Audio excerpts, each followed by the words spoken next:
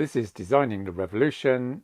You're listening to Chapter 24, The Emergence of the People, Part 1. Okay, so what I'm going to do in this episode is partially revisit and hopefully develop the main job that we've got. The main job that we've got is not just to mobilize people, but something which is a bit more holistic and complicated, which is what I'm calling the emergence of the people. So there's two words there. There's the emergence. Now, sometimes this is called the construction of the people. But it's sort of, maybe I'm being finicky, but don't particularly like the word construction because we're back to this mechanical 19th, 20th century, we are constructing something here, as opposed to emergence, which is more sociability-esque, which is people are coming together, they're emerging into some sort of ecology of resistance, and there's lots of different things going on, and they're connected in complicated networking sort of ways. So we're going to use the word emergence. And then, but I'm keeping this word, the people. I think it's quite interesting. The notion of the people is not a preset category. We've talked about this quite a bit. The people is something that is socially constructed. In other words, you go out and the people come together, different groups come together, and they start to have a consciousness that they are the people and they are the majority and they're going to take control. And you can juxtapose this, I suppose, with the sort of Daily Mail version of the public. And in other words, these are politicised phrases. The public is not some neutral phrase. When the Daily Mail says the public don't like Just Stop Oil. They're pretending there is something called the public, and they're pretending, of course, they know what the public think. Well, no, they don't, and no, they don't. It's a political move. It's a rhetorical move. It's a power move, right? So in opposition to that, we don't want to be naive. We don't need to think there is the public. Obviously, there is in some, basic objective sense. There's loads of people in the country. But in terms of what the people want, that's a highly politicised proposition, right? And what we strategically need to do is bring these groups together, engage in confrontation with the opposition, and through that confrontation, we consolidate and expand this collective consciousness, okay? So this is the broad revolutionary agenda, as you might say. And it's complicated, okay? This is not just charge forward. It's not just a matter of a little bit of rhetoric, at the end of some, big book by Marx. It needs thinking about, and it needs to be thought about in the context of modern research and the historical sociology, which is what we're referring to over this podcast. All right, so let's think about this a bit closer.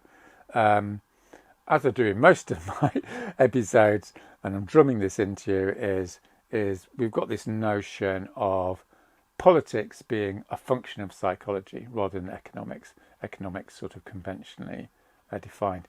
In other words, people engage in politics, they engage in the political, they engage in confrontation through psychological motivations, a plurality of motivations, as opposed to this reductive economic, pretense, as you might say, that people just think about self-interest.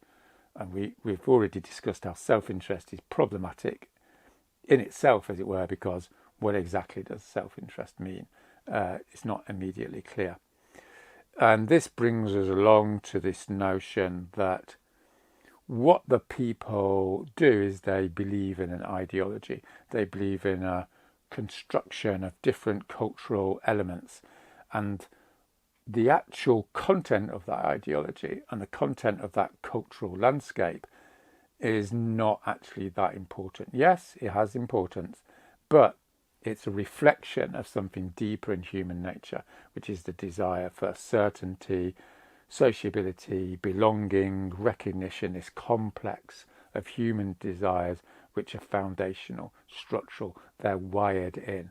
this is what it means to be a conscious human being. You're looking for meaning, you're looking for connection. And what the political does is gives you answers, gives you responses to those inbuilt desires. And the fundamental point here, the critique of conventional thinking about this, is the self-interest is not foundational. What's foundational is the desire for meaning. And self-interest, in inverted commas, i.e. doing well for myself, is one mechanism amongst others of actually giving meaning. So what we have to do strategically is look deeper at how we can provide meaning, which will provide people with a different pathway to social action other than self-interest, in inverted commas. Okay, and how this gets manifested, of course, is through optics, through colour, through art, ritual, emblems, symbolism, symbolic actions, symbolic words, poetry, text, the stimuli. And this is a universal aspect, right, of human motivation. So traditionally this is, downplayed. There's always rationalistic people. For instance, in the climate movement, they think, it's all about 1.5. No, it's not. What it's about is the XR symbol. It's the XR symbol that brings you out on the street. Obviously, I'm exaggerating somewhat. You are going to go on the street because of 1.5. But the thing that embellishes it and arguably makes it meaningful is as a symbol. The symbol doesn't mean anything. But what the symbol does is, what the symbol's saying is, here, join this collectivity, join this meaning structure, because then you'll feel more fulfilled and you're going to feel more real and such like. And then underlying this proposition is the paradox of political identity. So again, we've talked about this. We've said, it's great to get people together. It's great to do cultural activities. It's great to have people in groups. It's great to do pizza and politics night like they did in North London. I think I mentioned this. Where you don't have a night where you're just talking about politics. You want to talk about politics while you're eating a pizza. And you think, all the rationalists go, well, that's irrelevant, isn't it? No, it's not. It's absolutely foundational to whether people are going to turn up. Well, they're turning up because it's a social situation. Okay, so we've got this positive program, which we've been talking about loads, and we've identified this problem, paradox political identity. People set up local chapters, egotistical people move in, dysfunctional people move in, take leadership positions, and the very mechanism of success, setting up all this infrastructure of identity, basically is our own worst enemy, because it brings it back down. And broadly speaking, the agenda here is to create a design which is going to minimize this dynamic, because we can't get rid of it altogether. We're in this suboptimal universe, as you might say. So what does that mean? Well, we can refer to previous episodes, right? It's about having an ethical culture, which is explicitly welcoming people in. It's about having a service culture where people enter the space in humility in order to do the common good. This is embedded in the induction process, for instance. We have an outward-facing culture. If you join, then what you're doing on Saturdays, you're having a stall, you're going leafleting, or you're talking to people, you're ringing up, your friends, you're getting people to come. This isn't incidental. This is central to the culture, which is to look outwards. And this is embedded in the leadership culture of people going, I'm a leader. There's lots of leaders, obviously, but the leaders are there and instructed and socialized and trained to become outward facing. So they're saying, oh, we're going to do leafleting, on Saturday. We're not saying, oh, we don't want to do leafleting because we don't need more people in this group. You see, diametrically different approaches. And there's a sort of evangelical aspect to it. And you can learn a lot, dare I say, from the evangelical church, Christian church, because they go out and they have this explicit ideology of bringing people in, welcoming people, not judging people at best, right? Obviously there's lots of judgment in that space, but there's also, to be fair, in that sort of Christian tradition. And one of the reasons Christianity has been so successful is that ability to bring people in. So we're not saying we're going to become a Christian evangelical church, of course, but we can learn and take these aspects from these different experiences of mobilizing and creating collectivities within society. So that's one challenge, okay? So I'm putting that out there. We're going to be coming back to this continually, how we maintain this organisational and social health. The second challenge then is about the mechanism of mobilisation, the top level strategy. So what we've been talking about, and I want to just elucidate on this for the next few minutes, is we need to be really clear that we're not setting up social clubs here, right? That the creating the collectivity is a means to an end. Obviously, it's an end in itself in so much as it creates sociability, but it fundamentally has to be a means to the end of social transformation, to the end of taking political power, as you might call it. So there's two historical mechanisms of doing this. The first mechanism we've talked about quite a lot, which is the disruptive action. Disruption gets attention, it gets people to think about what's going on, it brings people into your cultural space. The second one is standing in elections. Again, this is a form of disruption. Don't think standing in elections is like some binary of getting to power. No, the very act of standing in election is challenging the power of the political establishment by definition, because people are going to vote for you and not vote for them, if you see what I mean. So we'll be discussing this a lot more, but you can see there's two mechanisms which are real, okay? One of them is you go and cause disruption. That's a real activity. No one's bullshitting you. It actually brings home the goods. You get loads of attention. Standing in election actually means you get hold of your local council, whatever it is. That's real. It's a no bullshit proposition. So you can juxtapose these two no bullshit propositions, as it were, to what you might call the performative bullshit of the NGO, conventional campaigning space. It's like, okay, we're going to go down to London and we're going to march for the day. Everyone knows it's useless. Everyone knows it's never going to get anywhere. By definition, it's not going to get anywhere. Obviously, disruption doesn't guarantee you're going to get somewhere, but at least you're in the ballpark. At least you're shaking a dice. If you just do an A to B march, if you just do, emailing, lobbying, you're not going to get anywhere in the present context of dealing with entrenched power. Okay, so, one of the fundamental errors, with all due respect, with where Extinction Rebellion has moved towards is this notion that if we're nice, if we reach out to other groups, if we go to society and try and persuade them, number one, with our niceness, number two, with information, this is lovely. This is a lovely projection of how many people in exile would like society to work, but empirically it's bollocks, right? It simply doesn't get anywhere. There was a big march a few weeks ago, 60, 80,000 people. No one's interested. Why they're interested? No, not interested. Whether you like it or not, the fact of the matter is because it wasn't disruptive. And arguably it's a useful thing to do because it's going to create a pathway to disruption, which is all fair enough. But if it's just what it is, well, it's not going to do the job. Okay, and that brings us on then to this notion of using emotion and tit for tat approach, which is you go out, you cause disruption, and then you engage in dialogue. You say, we've caused disruption, do you want to talk? No, you don't want to talk?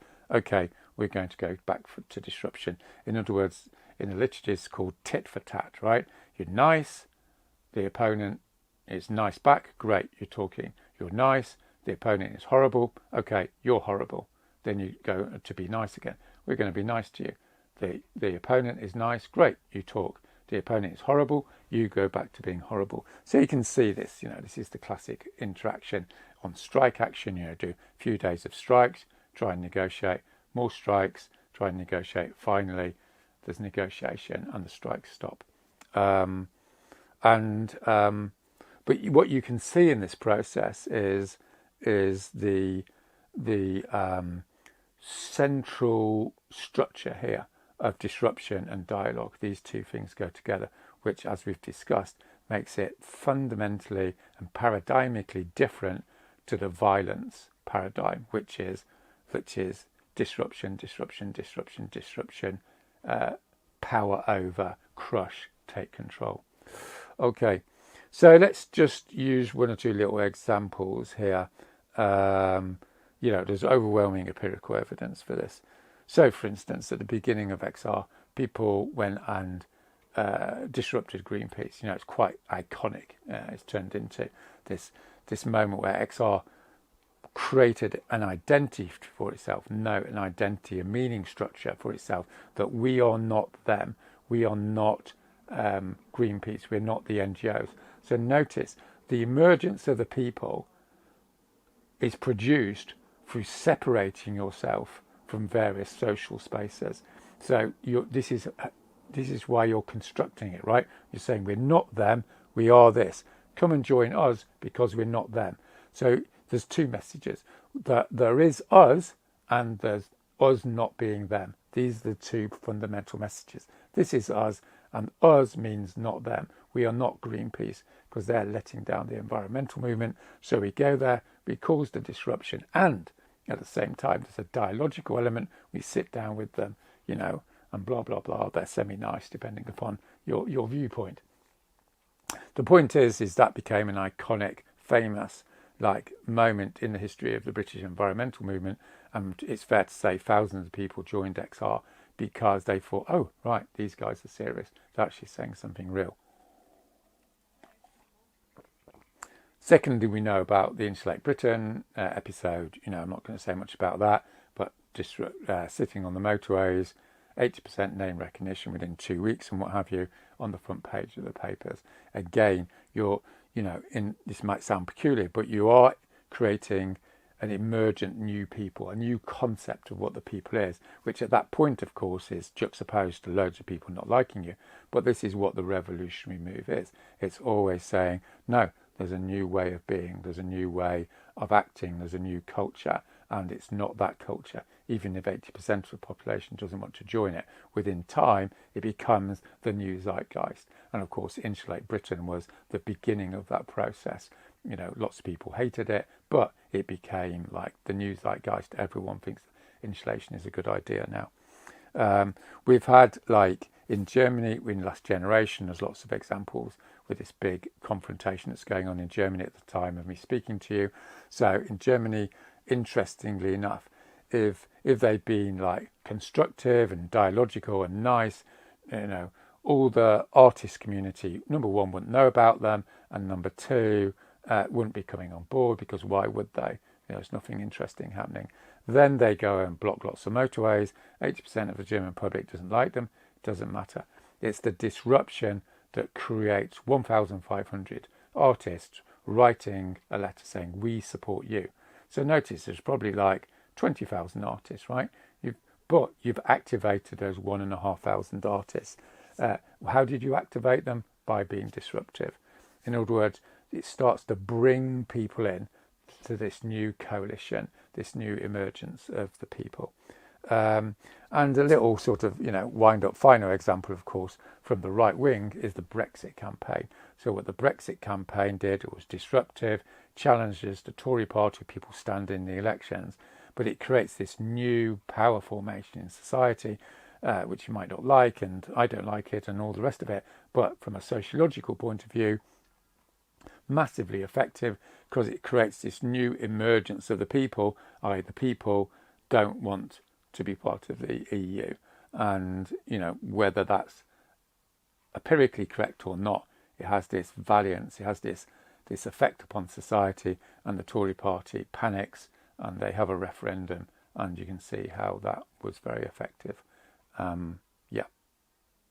Okay, so in the second part of this talk, I'm going to look at how the left over the last 200 years, 100 years, for the sake of argument, has dealt with these fundamental challenges and has tried to mobilise people, arguably with limited success, because they haven't understood the precise challenges that they face because of ideological, philosophical, ego-esque sort of reasons.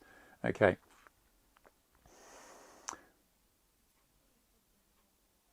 So I'm going to draw out some of these fundamental sort of elements in three approaches. So the first approach I want to look at is what you might call traditional classical Marxism. And to a certain extent, this leads into, the Fordist trade unionist approach. So this is the 20th century approach of mass political parties, big trade unions. We've talked about this, where everyone joins this sort of objective, materialistic, mechanical sort of group, and everyone, for better or worse, everyone does what the leadership says, and there's a lot of coercion, either explicit coercion, threat of violence or ostracification, or a really intense ideology, which doesn't have much competition because society is fairly simple. There's limited media, there's limited education and such like. So these days arguably have gone, of course, but it's interesting to see some of the roots of these dilemmas within the strategy that the Marxists engaged with. So the first thing to say here is there was one strand of thinking is highly deterministic, sort of historical determinism. And what this says is the ruling class is full of contradictions. The revolution is inevitable because of these contradictions, and when the revolution happens, the working class is going to take control. So everyone's, most people are familiar with this sort of orientation, and as side, developments of it, there's this sort of global imperialistic contradiction of colonial lands getting taken over and wars of independence against them and running out of the world's resources. There's a whole bunch of things, but what I want to focus on is this rather, problematic, to put it mildly, notion that all this is inevitable, and it's not, because as the Marxist as history has progressed since the mid-19th century, we've had case study after case study where actually it's not going to just automatically happen. And the consensus on this high-level determinism started to break down fairly early on, as many of you may know, with the emergence of the Leninist, the sort of Bolshevik side that ran up to the Russian Revolution. Now, what's interesting here is that there's another sort of traditional approach that the Bolsheviks and the communists, discovered didn't work, which is what you might call pure propaganda.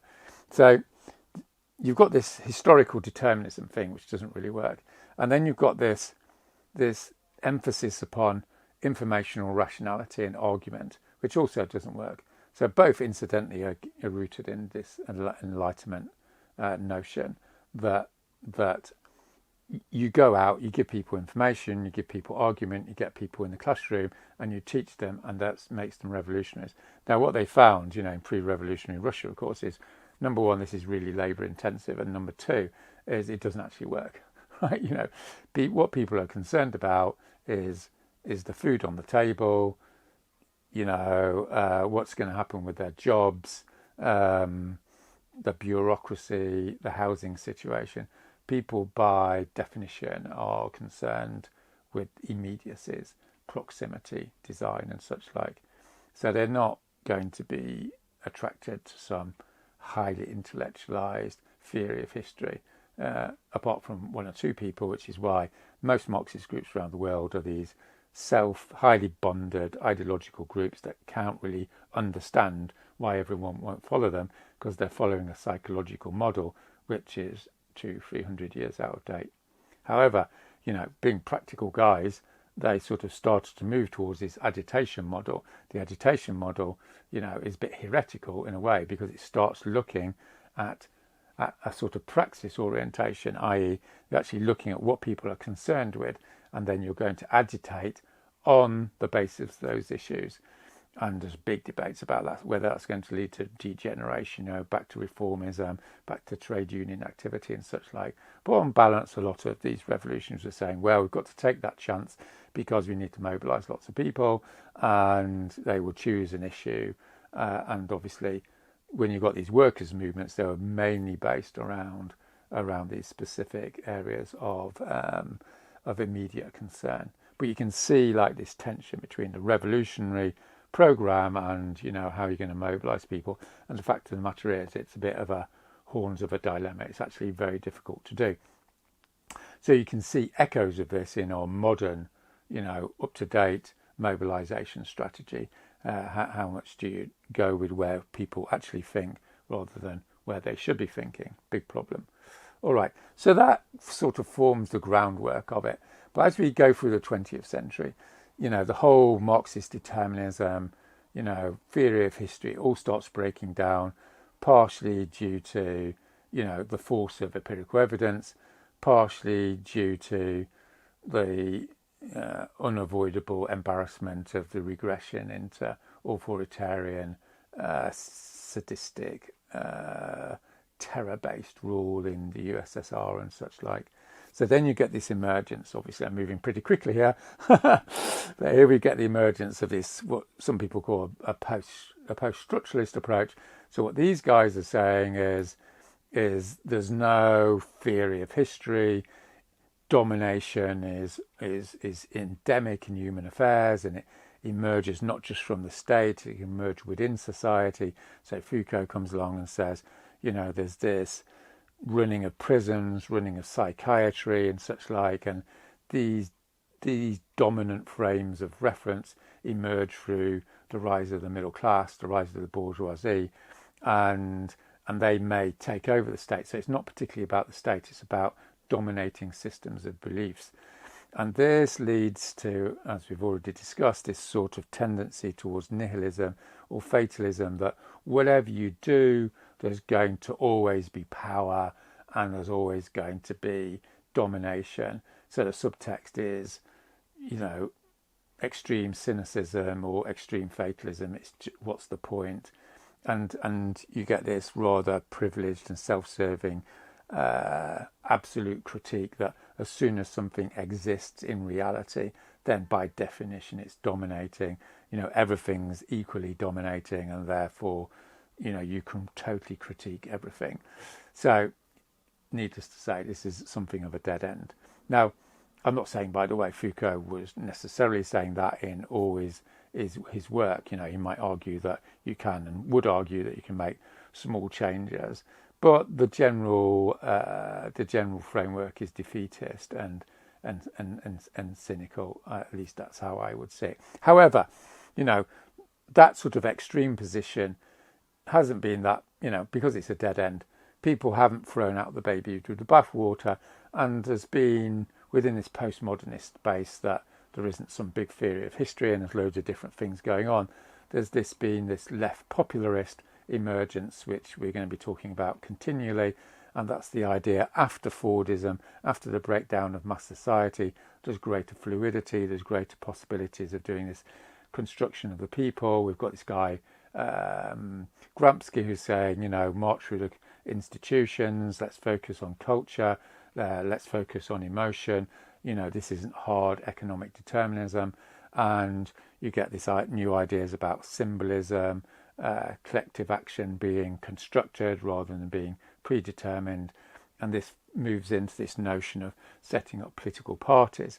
So I'm going to talk about Podemos in more depth, but what you can see with the Podemos party, it's a party that emerged from the austerity period in Spain in the mid-2000s, around 2015, is, yes, this positive agenda of we can create this emergence of the people, we can, through confrontation, through emotion. So it's conforming to our sort of frame that I've outlined. But there's key limitations. And the key limitations is the exclusive focus on the politicization of the social space. What I mean by that is that everything becomes political. But what we're saying, or at least what I'm saying in these podcast series, is no. It's right. It's like what we need to focus on is deep culture, deep sociability, having meals, having a running club, having socials, sitting in the road as an act of sociability, so that we can start to get to the heart of culture rather than bringing everything into this rather arid, futile, rather arid, alienating notion of politics. The other thing with Podemos is, and this is true of Syriza as well, is this inability to actually push forward, to use the street movements to support them when they're confronting international capital. In other words, there's a hesitancy to actually push all the way, and we'll discuss this more. But you can see the post-structuralist move. Obviously, you can see how that's a reaction to Marxism, hopefully, and you can see how it's got its own difficulties in nihilism, but it's got this opening, this fairly constructive, not perfect opening through Podemos to the present moment, where yes, it is possible to create new political forms, but it needs a lot more design work on it. So lastly, the third element, just to finish off this chapter, is that what I would call the radical left. Now, I've been told by various people, the radical left covers a multitude of sins. It means different things in different places around the world. So I'm just using a fairly British context here. In the British context, radical left, at least arguably, refers to what I would call a degeneration of the left project into, to use an old-fashioned word, bourgeois individualism. In other words, what the radical left has done is accepted the broad frame that there is no alternative frame of British capitalism, which obviously is very much connected with international capital, which is we can't change the fundamentals of the economic system. So it's like it's come full circle from old style Marxism, where all that matters is control of the economy, the hard facts, the social inequality, money. It's gone full circle and saying we're not going to worry about social inequality, or at least we're just going to pay lip service to it. What we're going to fundamentally focus on, which is, they won't call it this, but it's basically access to the capitalist frame, access to the capitalist space. In other words, intersectionalism is basically giving free, equal access to this system of domination, of hierarchy, of inequality. In other words, it's not questioning why we have to have this extreme inequality. It's saying that if you're black, or if you're a woman, or if you're in a particular identity space, you should have free access. You should be able to move through into your company as easily as white men can. You should be able to get to the top of your university as easily as white men can. You should be able to be able to move through a company hierarchy as fast as anyone else. You should be able to make Hollywood movies. So it won't come as any surprise, of course, that this is originated in the USA, where the social critique of the left has always been weak, and it's been more. The left has always been, the left in inverted commas, has always been identified with, access to the system. Now, I'm not, necessarily making an absolute moral judgment that it's useful for people to have access to the main power blocks of society, but this is emphatically not a revolutionary strategy, right? This is an accommodating strategy, which basically creates displacement activities for people to think about how they can fit into the system better, rather than questioning the system itself. So at this moment in time, in 2023, while I'm doing this podcast, of course, this system of logics has become objectively self-contradictory. In other words, the whole objective interests of the poor, people of colour, women, all the objective interests of these groups is to actually remove the system, because the system is destroying their interests systematically, through the social assault, through austerity, and obviously through the climate crisis. So the whole strategy of the radical left, which might have seemed a good excuse in the hopeless days of the 1990s or the 2000s, in 2023, totally outdated, and arguably, you could be rhetorical about it and say it's fundamentally reactionary because it creates disintegration at a time when we're trying to construct the people. It's creating this fetish of horizontalism, I'm an individual, don't tell me what to do, when we're trying to create some democratic collectivism. And this is all due to this rather paradoxical reductionism, which is the individual and my rights is the whole territory of what the progressive space is, what the left is. No, it's not, self-evidently. You only need to look at history to show that. So just to conclude then, with the radical left space, it's got two fundamental elements. Zero mobilization, zero solidarity, right? Zero mobilization, because mobilization by definition involves people coming together, and moving into some sort of collectivity. And secondly, zero solidarity, because solidarity, at least in its objective, as you might say, historical meaning, means engaging in struggle in combination with oppressed groups. Well, what the radical left says is that you can show solidarity, through performative activities, i.e. just stating you're in solidarity, having a conference on solidarity, putting on social media in solidarity. That's a total contradiction of what solidarity obviously means. What solidarity means is you go into social struggle, civil resistance with the oppressed groups to the point of arrest and prison. That's the classical definition. Okay, so, we're giving all this, 3 out of 10, 5 out of 10, maybe 7 out of 10 with Podemos, right?